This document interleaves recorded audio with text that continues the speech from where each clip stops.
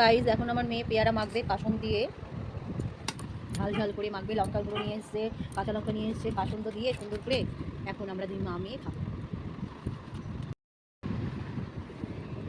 ছোটো ছোটো করে পেয়ারাগুলো কেটে সুন্দর করে ছোটো ছোটো করে পেয়ারা কাটা হয়েছে, লঙ্কা কাঁচা লঙ্কা ডলেছে আর সরষের তেল দিয়ে সুন্দর করে কাসন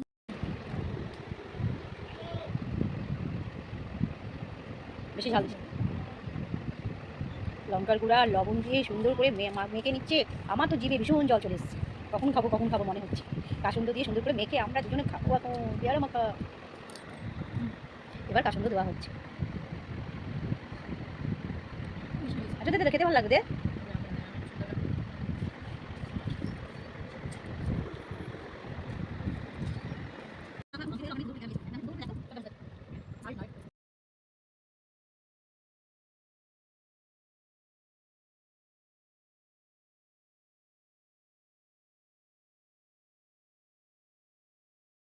এখানে আমাদের পিয়ার মাখাটা কমপ্লিট হয়ে গেছিলো। তারপরে তোমাদেরকে দেখিয়ে দিলাম।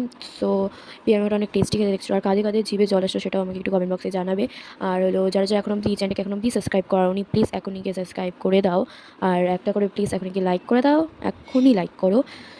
সো এখনকার মতন বাই। আর এরকম ধরনের তোমরা পিয়ার মাখাটা খেতে পারো বানিয়ে।